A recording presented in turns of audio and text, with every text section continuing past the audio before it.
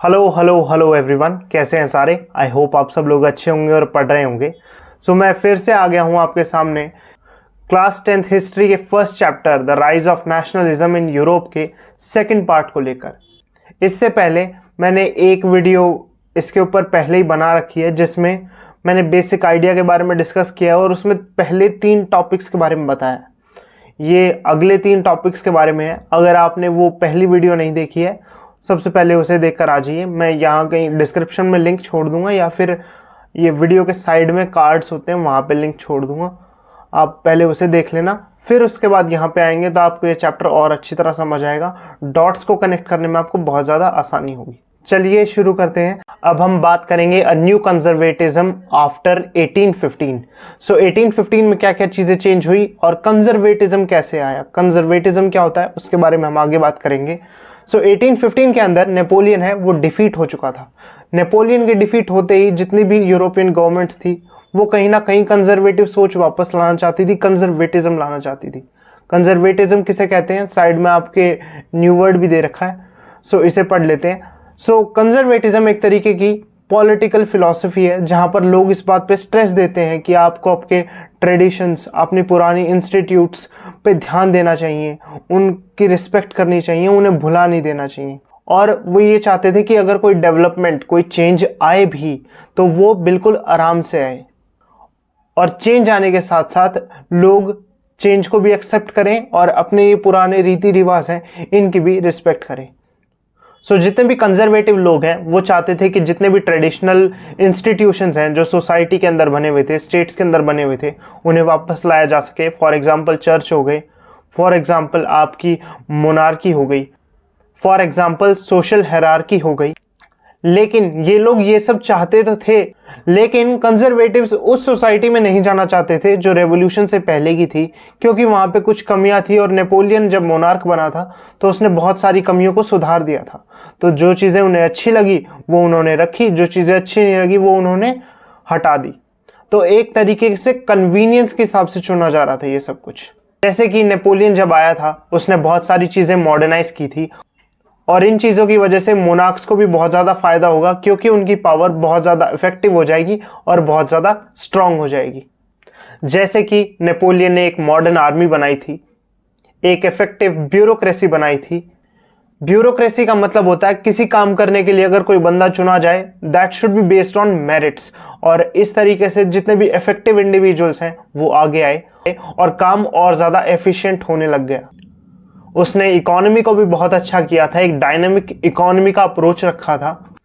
उसने फ्यूडलिज्म और जितने भी एक्स्ट्रा ड्यूज देने पड़ते थे उन सबको क्लियर करा दिया।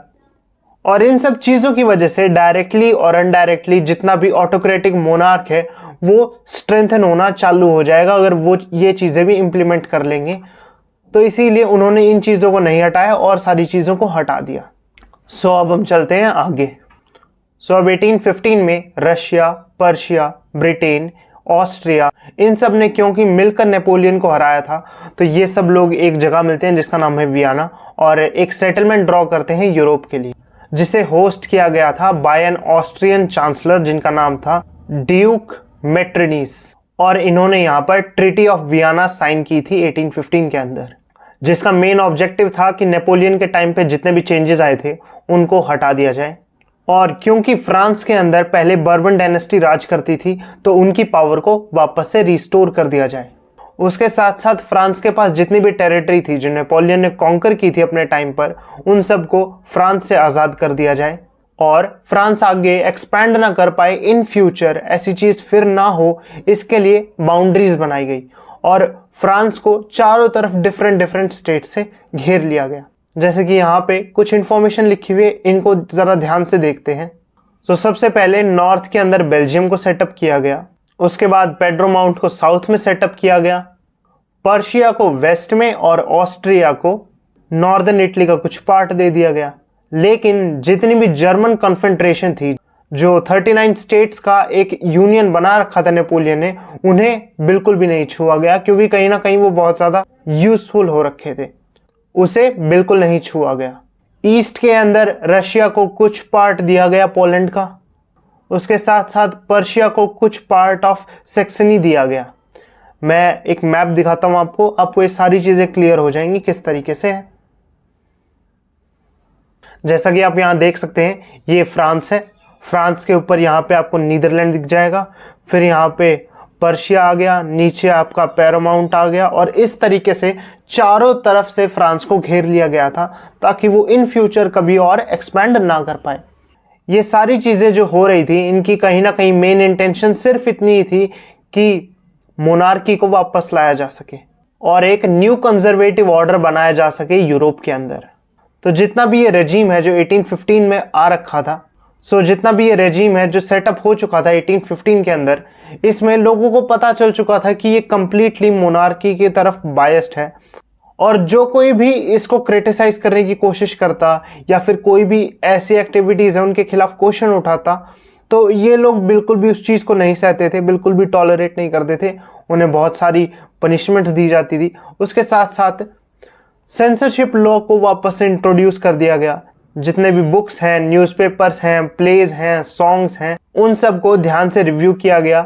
जिस भी चीज़ के अंदर लिबर्टी या फ्रीडम से रिलेटेड आइडिया था, उनको हटाया गया ताकि लोग फ्रेंच रेवोल्यूशन के बारे में बिल्कुल ही भूल जाएं। लेकिन फ्रेंच रेवोल्यूशन की मेमोरी बहुत सारे लिबरल्स को इंस्पायर करती रही। कई सारे लिबरल्स और नेशनलिस्ट लोगों ने इस चीज़ को क्रिटिसाइज किया और ये कहा फ्रीडम ऑफ प्रेस तो मिलनी ही चाहिए।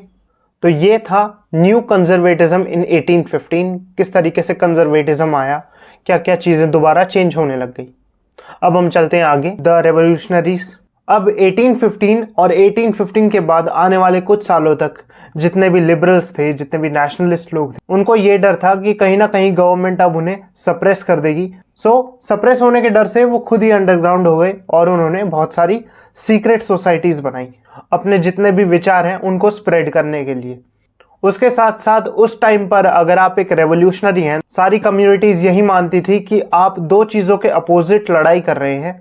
पहली है मोनार्की और दूसरी है जितनी भी चीजें चेंज हुई आफ्टर वियना कांग्रेस। ऐसे ही एक इंडिविजुअल थे जिनका नाम था गुजीपी मजीनी, और गुजीपी मजीनी का नाम अगर आपने मेरी सारी वीडियोस देखी हैं तो मैंने सेकंड चैप्टर के अंदर लिया था। ये एक इटालियन रेवोल्यूशनरी थे जिनका जन्म हुआ था इन 1807 इन जिनोआ। ये भी बाकी रेवोल्यूशनरीज की तरह उस टाइम पर एक सीक्रेट सोसाइटी के मेंबर थे और उस सीक्रेट सोसाइटी का नाम था कार्बोनेरी। 24 साल की उम्र में इन्हें देश से निकाल दिया गया था इन 1831 क्योंकि इन्होंने रेवोल्यूशन लाने की कोशिश की थी इन अ प्लेस नोन एज लागुरे। लेकिन देश से निकलने के बाद भी उन्होंने हार नहीं मानी और दो सीक्रेट सोसाइटीज बनाई, जिनमें से एक का नाम है यंग इटली जो उन्होंने मर्सिलीज के अंदर बनाई थी, और दूसरा है यंग यूरोप जो उन्होंने बर्नी के अंदर बनाई थी। इन सोसाइटीज के जितने भी लोग थे वो बहुत ज़्यादा एक जैसा सोचते थे। बहुत सारे यंग लोग थे जो अलग अलग जगह से थे। कुछ लोग पोलैंड से थे, कुछ लोग फ्रांस से थे, कुछ लोग इटली से थे और जर्मन स्टेट से भी कुछ लोग थे।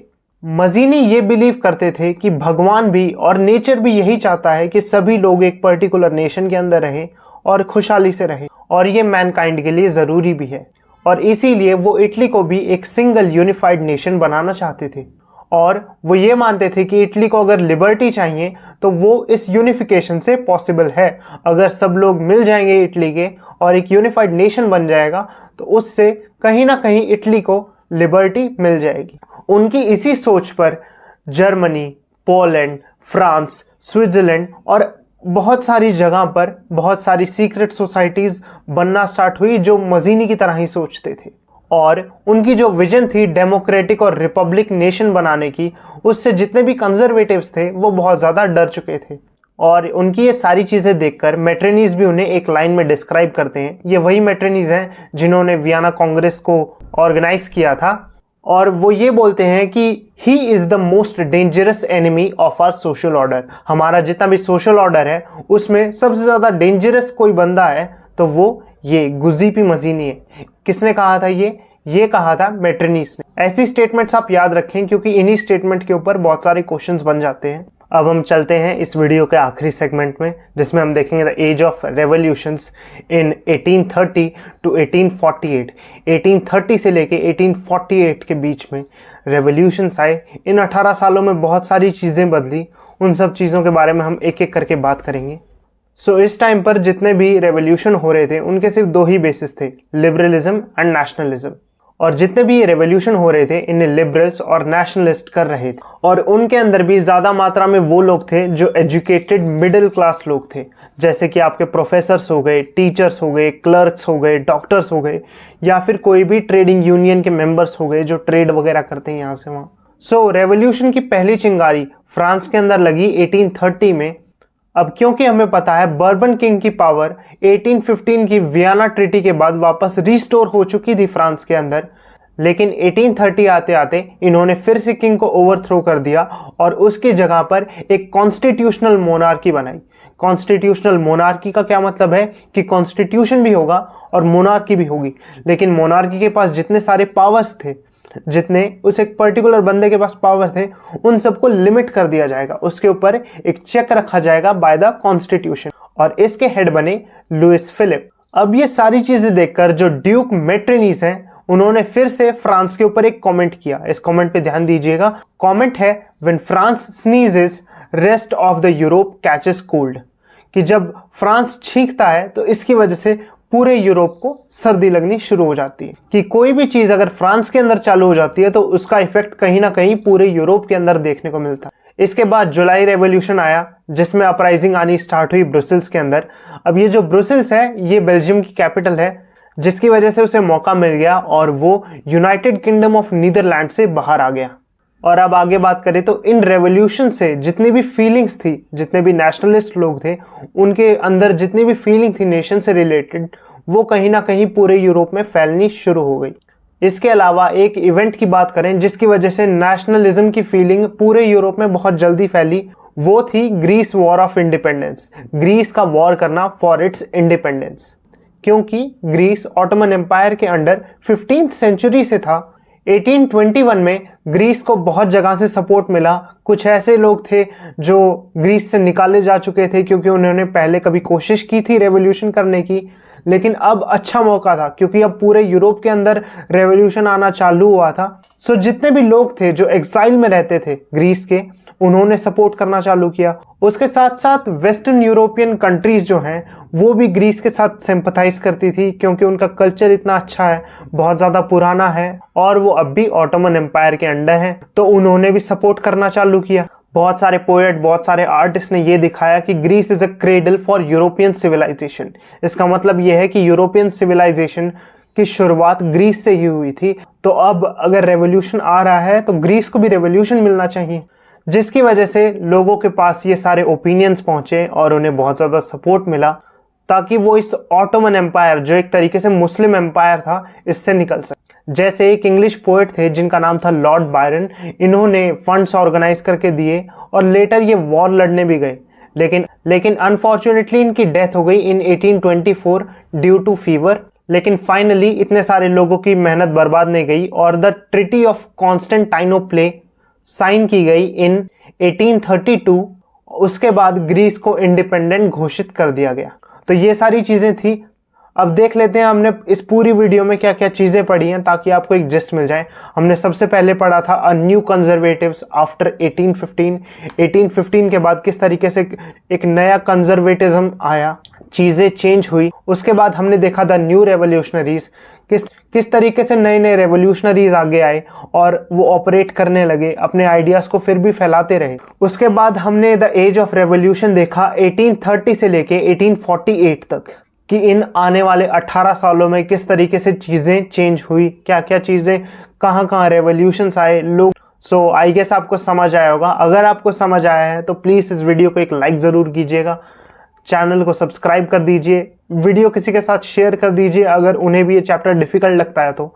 अगर प्रीवियस वीडियो नहीं देखी है तो डिस्क्रिप्शन में लिंक है, उसे देख लीजिए। उसके साथ साथ अगर कोई क्वेश्चन है तो कमेंट्स में टाइप कर दीजिएगा, मैं उसका जरूर जवाब दूंगा, या फिर आप एक जनरल फीडबैक तो दे ही सकते हैं। सो आज के लिए इतना ही। मैं मिलूंगा आपसे अगली बार एक नई वीडियो में।